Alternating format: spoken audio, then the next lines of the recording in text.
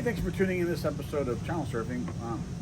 We are down here actually at the shop with Jeff from Pacific Yacht Deck, and we're on a special boat. This is actually Kevin's boat from Premier Custom Ceramic Coating, and he's getting decking redone. He's not doing the foam core decking. He's going a different direction with Evercore. So let's talk to Jeff and tell us all about how the Evercore product is different than the foam decking products that we're used to. Yeah. Hear the voice within calling. Yeah, I'm getting a little sweaty here doing the prep work, but yeah, we've got Evercore. It's a cork-rubber composite material out of Australia, and we'll go through some of the detail here in a minute. But it's cool stuff. It's way more durable than a foam deck, so it doesn't have the nice like give to it. But for somebody who's looking for durability, you know, maybe they fish. It doesn't get damaged by deck chairs and things like that. So if somebody's looking kind of for the next upgrade of decking on their Ranger Tug or any other boat, it's a really good option. And Kevin's a die-hard fisherman. That's primarily what he uses Real Magic for to do that. So yeah, so lots of fish blood. One's easy cleanup. One's doesn't want to slip as the deck gets wet as he moves around. Yeah, yeah, and Kevin and I talked about it, and his decking that came on the boat was going bad, so he decided to do something different, and I suggested this is a good option, and he decided to go for it. So yep. And the original product that he had was the Reflex, so it looked that fake teak look, kind of like the Raptor, but it was Reflex, which was a different brand altogether. So yeah, it was coming up on all the corners. The adhesion wasn't sticking and stuff. So how's Evercore work on the adhesion? It works really well. Yeah, it's a PSA acrylic adhesive on the back of it. It's got a 3M acrylic adhesive on it. And as long as the deck like this, where it's not high texture, it works really well. If it was a really aggressive non-skid, you might have to sand it down. But for this type of deck, it's going to work great. And one of the things that's nice about the Evercore is we can do larger pieces because it's 4 foot by 8 foot sheets. So it allows us to do bigger pieces. It also doesn't have grain direction. So like you'll see at the end of the video, that we've got a full piece that goes across this section here, and normally it has to be broken into like 2 or 3 pieces with a foam deck. So that actually helps seal the decking down to the boat and creates less opportunity for water to get underneath it too. So that does help with the adhesion. Oh, awesome. Yeah. So here's what it looks like. Peel and stick. You can still cut different patterns and stuff in it. Yeah. Yeah, and it comes in, we've got tan, this is tan over black, we've got a gray over black, gray over blue, we've got a dark gray over white, so there's a lot of different options with it. One of the things that I want to make sure people know is like it does change color a little bit over the first few months, and what's actually happening is the cork material, if you look kind of zoom in on this, the cork material is on the surface here and it gets bleached out a little bit by the sun, so this will actually lighten up a little bit. So like we've got some grays that look a little tan when they first start, but then they get like a true gray and it looks really nice. So actually after few weeks to a month or so out in the sun, it actually has an even nicer look than when it's fresh on the boat. So yeah. And then after that, does it continue to lighten up and fade over time? No, it basically just levels out after that. Okay. Yeah. There's a few advantages of this stuff. If it's really hard to scratch and kind of gouge it up, but if you do, you can actually sand it. You can take some 80 grit on a DA sander and repair it, sand it that way, which is cool. And it doesn't expand and contract. It doesn't have thermal expansion and contraction, so when it gets hot and cold, it doesn't expand and contract. So that's one of the reasons it holds onto the boat better. That would be good for the hotter climates. Yeah, and yes, that, and it doesn't get the same kind of light amplification or optical burn which other foam decking can.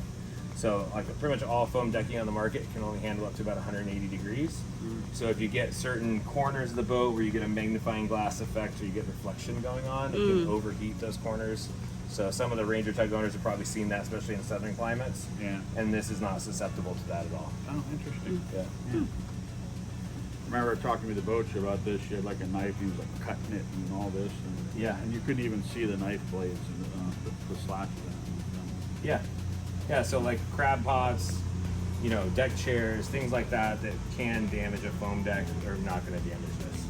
You might get a little scuff in it, but even if it's something that doesn't go out from walking on it, you can take sandpaper and sand it out. Yeah. So, was Kevin getting a fish ruler to measure all the big fish that he's going to catch? He's not. We didn't incorporate one of those, so we'll have to figure out a different one somewhere else. Yeah. Guess we'll have to just catch the big ones. So they're so big I guess they're if not- you're a real fisherman, you know how big. You don't need to measure your fish. They're always big, right? They're always broken. Yeah. All right, cool. So working on cleaning. Yeah. What do you do on cleaning? Yeah, it's a good opportunity, especially if somebody's going to kind of replace the deck on their own boat. It's a good opportunity to kind of talk about what does the deck need to look like to be ready to install new stuff. So basically what we've done on Kevin's boat here was we pulled up the old decking. It came off pretty easy on here. There was dirt and stuff around the edges. We cleaned that, kind of scrubbed that up. You see a little bit of glue residue here, like along the edges. That still needs to come off before we're ready to install. There's some glue residue here, like on the non-skid here, and that's okay. Like it's not gonna mess with the adhesive that we're gonna put down. So we're just gonna acetone wipe that part before we put down the new stuff. You want to make sure it's always clean, you know, free of dirt and stuff. Obviously, make sure it's dry. As far as adhesion and like temperature, you want to be above 50 degrees and have it be dry. But yeah, so we're gonna go on clean up the edges of this, and then we'll be able to install over the top of what's here on the main parts of the deck. Cool. That it? Chop, chop, chop. Yeah. All right.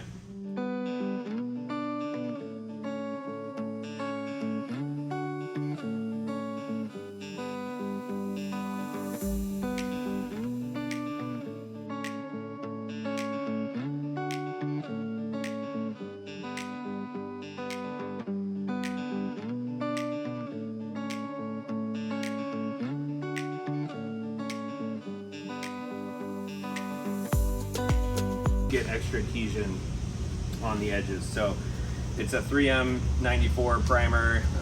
It's pretty easy to find, and I definitely suggest that if you're going to install your own decking, it's compatible with pretty much every different foam decking or just cork material out there. So, and it just helps increase the adhesion. Less likely the edges are going to peel on it.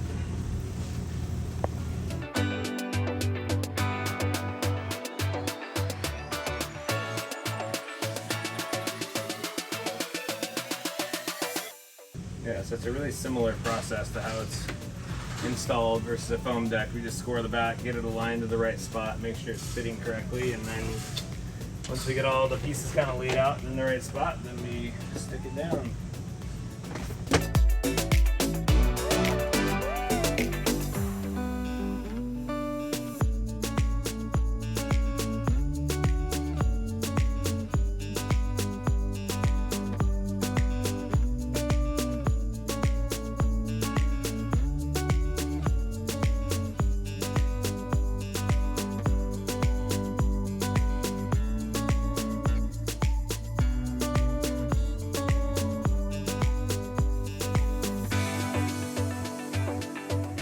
So we do a similar process on this where we digitally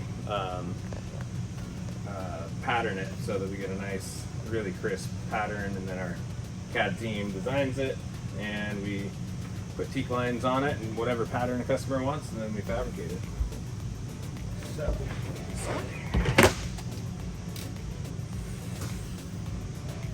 What other designs are available? we can do pretty much anything, you know. We can do a diamond pattern, a hexagon pattern.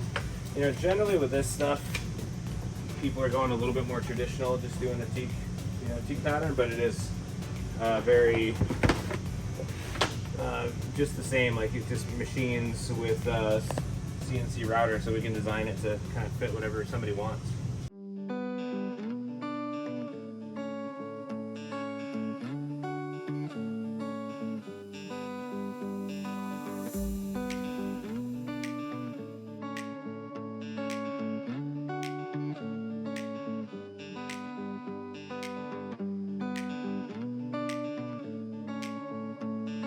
That's a pretty cool little install method there. So any of you looking to do this for do-it-yourselfers, this right here is how you do it. Section in the middle, that way you can position it and pack it into place. Yeah, and we prioritize our fit around the hardware. If you have pieces that are butting up against each other, usually what we do is we use the hardware to kind of index the pieces and then build off of that. So you can get it for few pieces fit correctly, and then from there you can build it out pretty easily. And then we just double check the offsets around the edges, make sure that's even, and then just tack it down. If it's off on the hardware, it'd be really noticeable. Yeah, yeah. On the swim step is where that really comes into play, because you have a number of pieces with a bunch of hardware. And it comes down to did you pattern it correctly? Yes. Yep. Yeah. So if it doesn't fit, it doesn't fit. That's the way we look at it. Yeah. How's the cost of Evercore compared to the traditional foam decking? It's quite a bit more. It's the material cost. The actual raw material is about 4 or 5 times the cost of a foam deck. Okay. But like our installed cost, you know, after we work in labor and all that kind of stuff, ends up being about double. So, you know, just kind of on average, it's about twice as much as what C-Deck or you know, other type of EVA foam is. Yeah. But you're getting something that the material will last 15, 20, 25 years. You know, the adhesion on a boat like this, we're using the acrylic adhesive, may start to go, but what's cool about this stuff is it's a much more durable product where like it's a lot stronger, like you can't tear it. So, you know, you can actually re-glue panels and stick a panel back down. So What kind of glue would you use for that? you can use more of this type of glue. So like we have rolls of this acrylic adhesive, and you could take the panel off, clean the back of it, and reapply the acrylic adhesive and stick it back down. Oh, interesting. Yeah. So that's one of the kind of neat things is, you know, that's got a much longer lifespan. It's also just more durable. So, you know, like I said earlier, you know, chairs and objects and things like that are not going to damage it as easily. Yeah. And it holds up better to just general wear and tear. So you're going to get more life out of it. So in general, if somebody wants something that's a little more durable, if they're going to hold on to the boat, that's a great product. It's not quite as cushy as C-Deck, Yeah. you know, it's not quite as soft. So, you know, there's kind of pros and cons to everything. Like I tell people, there's no perfect boat, there's no perfect boat deck, you know. Kind of depends on how you use the boat and what you're looking for and what your priorities are. And Well, yeah, usability is key because, like, you know, we've got the foam decking on ours, and you know, when we go crabbing and shrimping, I've got the pots on the boat, and they will deform on the foam decking. So I have a rubber pad that I use. I'll lay a 3-foot square of the rubber pad down to stack the pots on it so they don't damage the decking.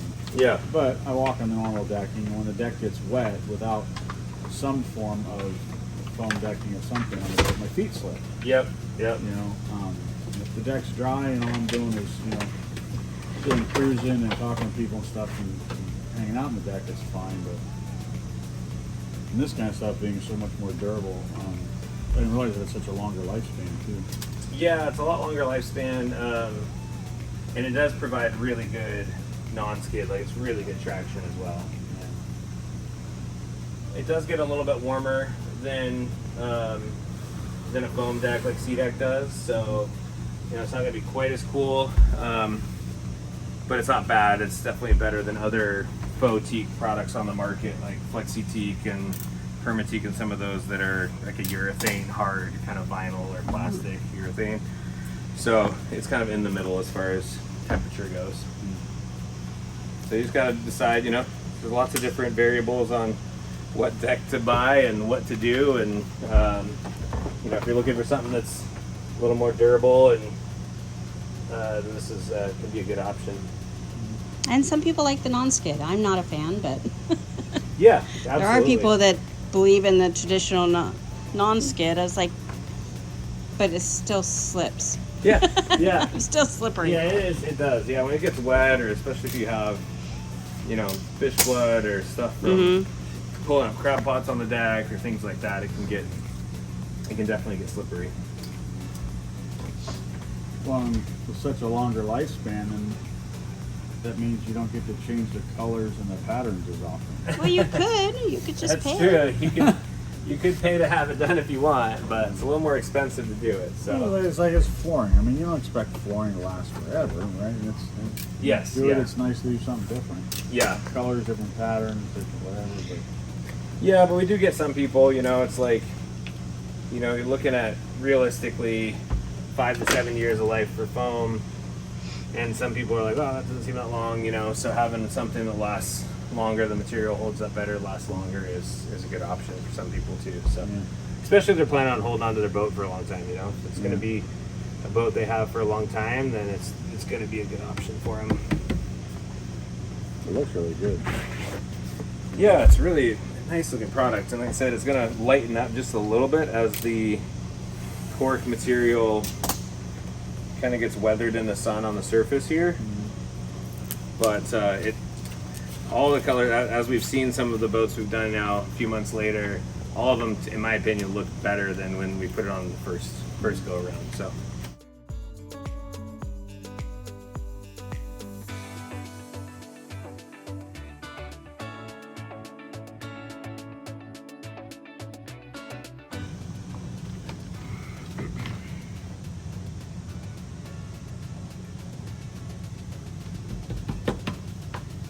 I guess Kevin will have to implement the no shoes in the cockpit rule. Yeah. Can't get any fish blood on it because it'll get dirty. Can't do that. No fishing. It is Kevin's really, done fishing. it is really, Kevin's done fishing. Okay. yeah, you might as well sell the boat now. Can't get the cockpit dirty. It is really easy to clean, which is nice. So what do you so what do you do to clean it? Same as the foam decking, just soap and water. Yeah, Just soap brush and it water, scrub brush. Yeah, it works well.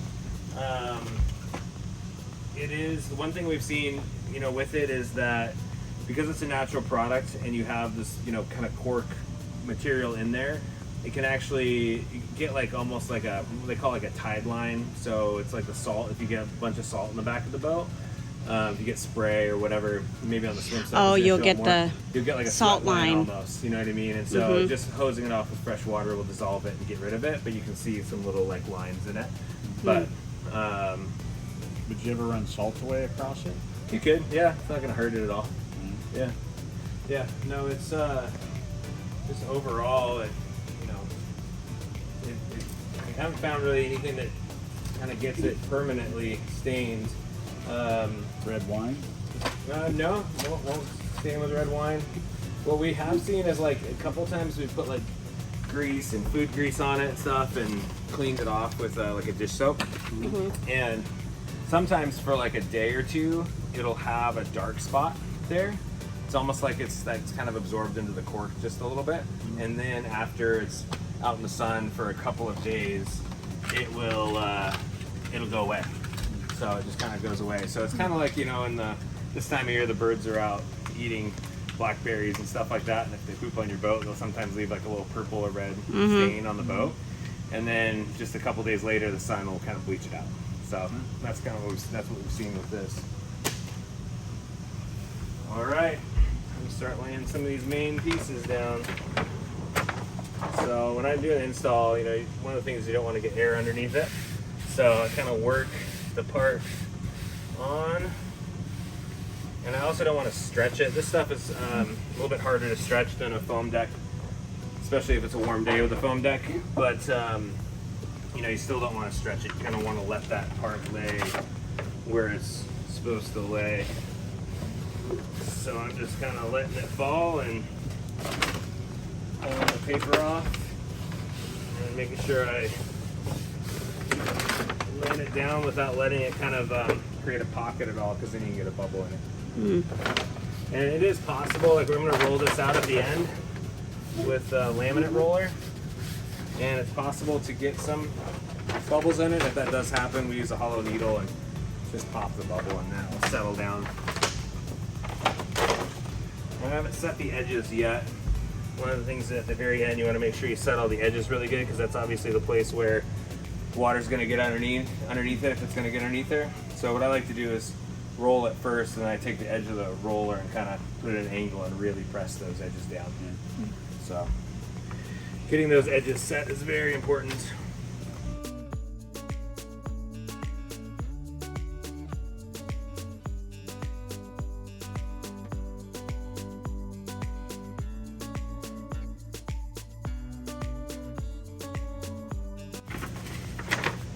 assuming the adhesive sticks to aluminum as well if it's an aluminum boat. Yeah, it sticks really, really well to aluminum. We do a lot of aluminum boats with this.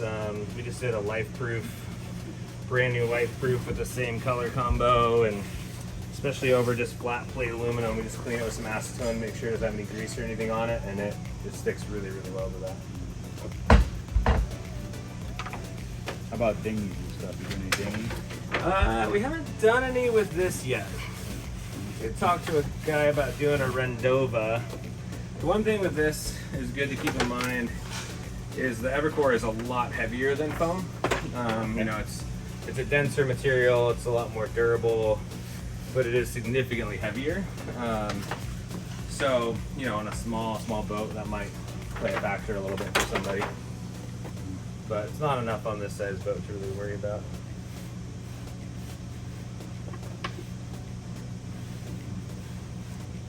But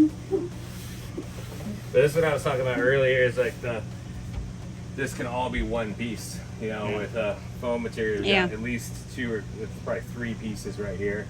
And because we don't have a grain pattern to this, it can, you know, go either direction. So we can cut longer sheets and we can cut wider pieces because it's a 48-inch wide material too. So that helps a lot on certain models of boats where the hatch has to be split in half. With this, on a lot of boats, we don't have to split the hatch. And we can also butt joint the material. With foam, it expands and contracts a lot. So butt joints don't really hold up super well because they open up over time. But with this, it has a lot more thermal stability. So we can actually butt joint pieces. So a lot of the decks that we've done, like we did at 41 Nordhaven down in Tacoma, and with that one, we butt jointed the pieces and we seamed it right on a teak line so that you really can't even see the joint at all. Right. So it makes it kind of a continuous look, which is nice.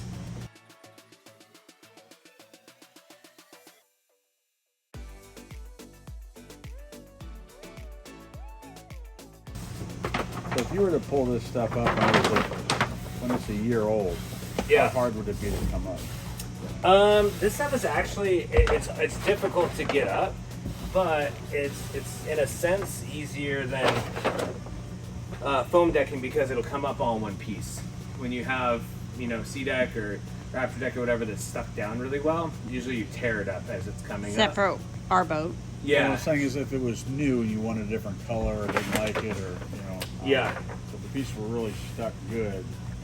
So, It's definitely a bear to get it up, but these ones will come up in one piece rather than a whole bunch of little chunks. right, okay. Yeah, like, you know, if we had to replace, like when people's sea deck gets damaged or something and we replace a section for them, and the adhesion's still good, then it's you know, you have to work at it to get it up, and usually you're ripping each teak line off of the boat. Right. With this, it's a lot stronger material, and so you should be able to get the panel up in one piece, which saves a lot of time.